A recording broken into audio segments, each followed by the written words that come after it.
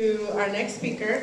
I am especially excited to introduce Atava today because she's my practitioner. She has been treating me and my older daughter, Maravilla, who many of you here know, with flower essence, herbs, and acupressure since 2004.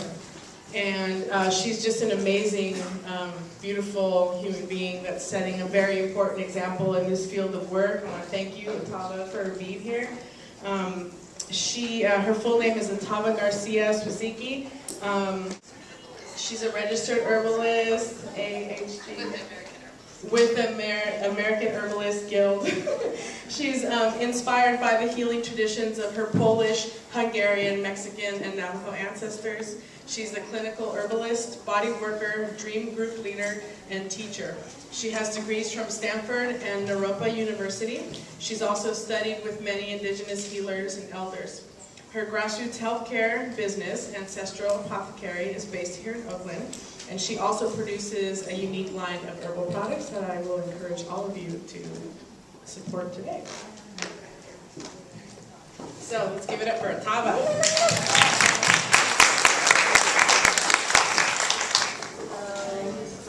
So, I do want to start by thanking all of our ancestors who kept alive these traditions for hundreds of thousands of years, some of them under great, great times of challenge.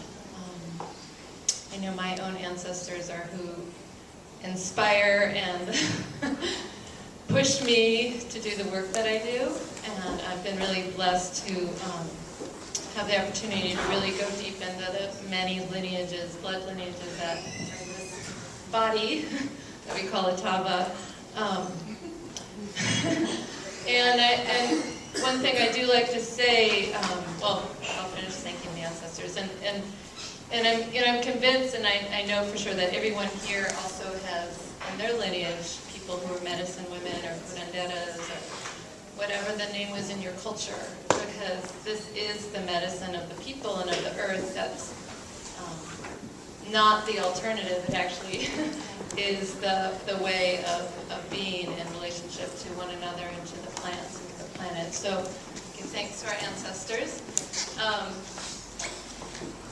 So I do a lot of different things, and I'm 43 years old, and I actually started on a healing path in 1988, so I wasn't even 20 yet, and a lot of it was motivated by my own need for healing. And I think a lot of us who become healers, I really believe in the philosophy, heal or heal thyself.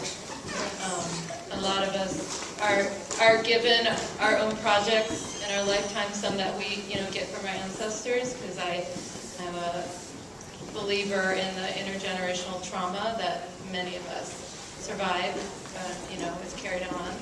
And even all this conversation we're having about women's reproductive rights, and I'm glad you mentioned the Inquisition in Europe, because I started thinking about that last night, and that we can't underestimate the psychic, spiritual, emotional, and physical impact of these slaughters of our traditional healers, and whether it was in Europe, and I see what happened in Europe in the Inquisition is really just spreading like a disease, to every continent, where then the traumatized people, carried out their, what worked along with their PTSD and just, did that thing of becoming the oppressor again and again and again. Yes? Okay, sorry. So, I also, talking about all these things is really heavy for me and for all of us. So I hope we all have time just to be with it, because I think it's important to face this shadow, because that's part of reclaiming our power.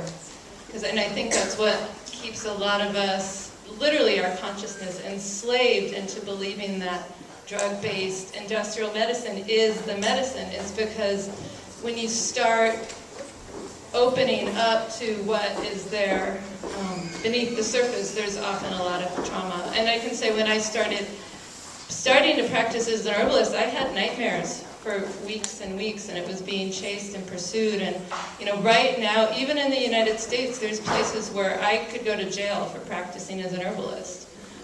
In North Carolina, they're trying to pass legislation to make herbalists and homeopaths and naturopaths and pretty much everyone on this panel illegal. So it's a really old story. But I'm going to bring it back to a positive twist because for me it comes back to, I consider myself a healer activist. And my mission in life is to, really do what I can to keep alive these traditions. I love it that I met Sada and this word reclaiming, to reclaim, remember, restore, and keep alive these traditions so that they continue for the generations to come.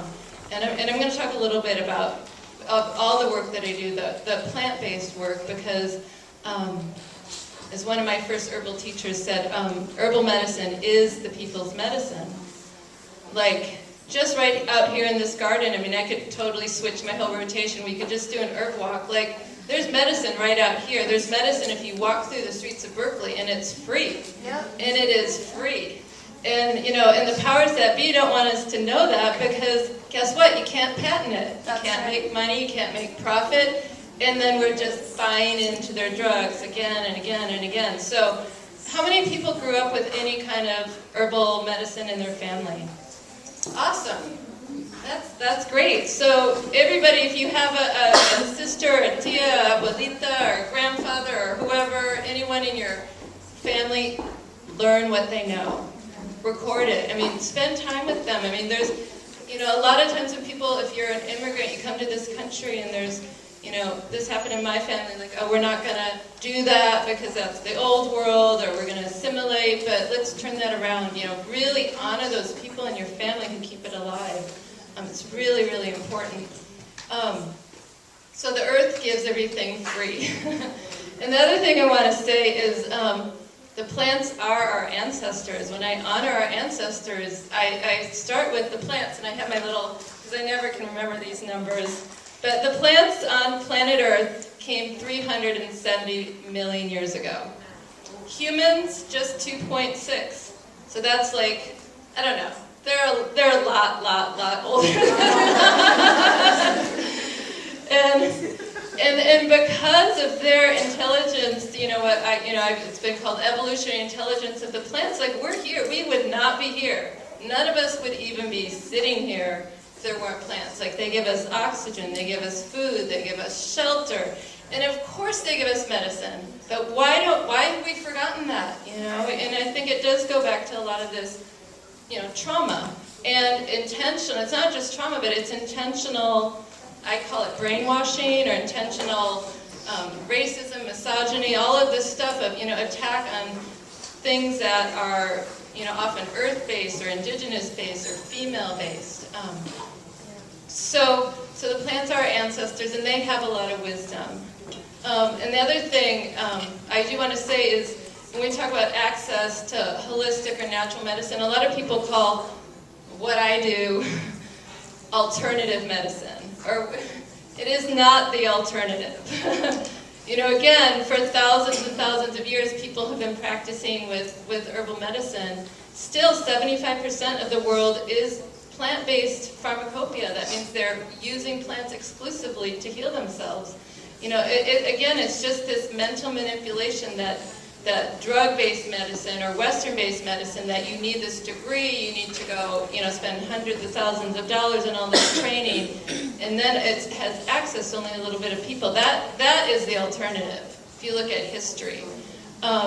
So anyways, back to the plants.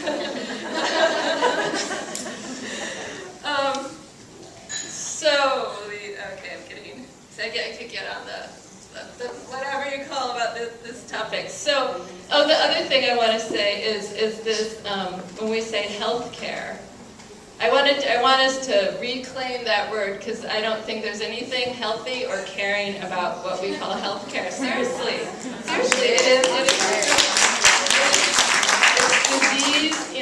disease management for profit or disease causing for profit, and it is greed, it is exploitation. I consider it the evil empire, or in a lot of ways, and I'm trying not to be polarized because I know that's not the spiritual way, but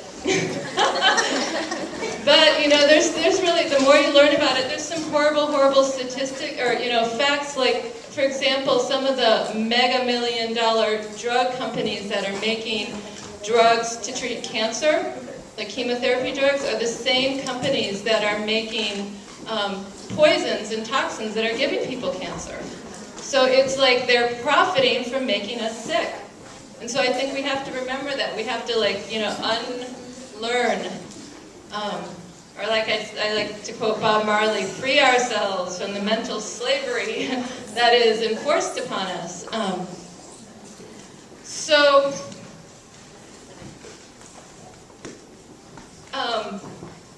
I think it's really important for people, I would say how my work moves into or interweaves with movement generation. I really believe in education. I think there's something I'm visioning and working myself and with others to create is, along with our community gardens where we're growing our vegetables, we need to bring back our medicinal plants into these gardens and to be growing them and learning how to use them. Like, there's no reason everybody in this room shouldn't know just 10 herbs to treat just about anything that will happen in your family. Seriously. And that's, in more traditional communities, it was the families who took care of one another, and then, when you had something more severe, you'd go to the curandera or the medicine person, and, they would do it. But, people had this self-sustaining. So, start really to remember and to bring back those medicines. And it's not that complicated. I mean, something as simple as chamomile could do just about anything. In fact, I had one of my teachers, Doña Chucha, this amazing curandera, she said, you could just sit and pray to a blade of grass, and it would help you. It would heal you. And I mean, that's why I go back to the plants as our ancestors and having intelligence. It's like, we are not the ones running the show. I mean, we're kind of causing a lot of destruction, but, there's a lot of ecologists, environmentalists say, who's going to really save the planet? It's going to be the plants, it's going to be the mushrooms, it's not going to be, the human beings necessarily, because they're the ones who have always evolved to help us. So, learning our plants, and access. I want to talk about a few things about accessibility. We've talked a little bit about cancer, with Maria Luisa's question. There's a really amazing clinic that's in Oakland and San Francisco. If I would have thought about it, I would have brought some of their work or their brochures, but the Charlotte Maxwell Clinic, which basically they serve low-income women who have cancer with all kinds of complementary medicine, like acupuncture. I work there as an herbalist, massage therapy, and it's free. So it's a really amazing place to work. They're, like a lot of nonprofits, struggling, but it's an amazing resource. I also teach and work at a school in Berkeley, the Ohlone School of Herbal Studies, and we have a herbal clinic that's where our student interns are working. And so they're getting practice as herbalists, and in exchange, we see and service the community for, it's just $25 a visit, right? And if you can't pay $25, that is negotiated too, so it's very low cost. We have flyers at my table back there. So there's a lot of ways to have accessibility, but I'd say one of the most important things is to be educated and take responsibility. The other thing about this paradigm that comes with drug-based industrial medicine is giving away our power. Like, as long as you think someone else is going to fix you, you're not going to get well. I can say that, throw that idea out the door. We really all, even if it's starting with things like, getting sleep, eating well, taking care of ourselves, learning the herbs that treat us. The doctors don't have the answers, and I'm sure all of us have had the experience of going to them. I mean, I want to fire my doctor. I mean, I did kind of fire her. If I need to get a physical, I see the physician's assistant, because I just can't stand being treated like that. So, am I on time? I'm probably on time. Oh, 2 more minutes. Okay, no, that's fine. I brought some quotes.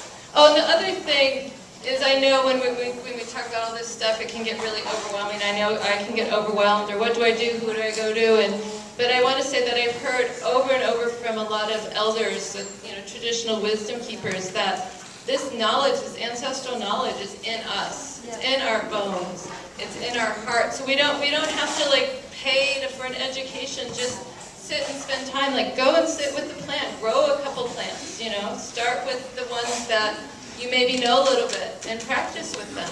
And there's some healers who will work with one plant for years and years and years in their whole lifetime, and it's just one plant. So I know myself, I'm guilty of thinking, oh, I need more medicines, when it can be very, very simple. So 2 quotes I'm going to end with. One is Carlos Barrios, who's a Mayan calendar date keeper. He says, "The real knowledge is free. It's encoded in your DNA. All you need is within you." Great teachers have said that from the very beginning. Find your heart, and you will find your way. And then from another elder, Tlacaele, who was here last October. He's a Mexica Toltec elder who lives in Teotihuacan. He says, "We are a genetic treasure. The moment we are conceived, we bring to the world the combined experiences of all of our ancestors. We will pass this on to our children, and they will be better than we, and on through time to the next generations." So let's hear it for keeping it alive for the next 7 generations.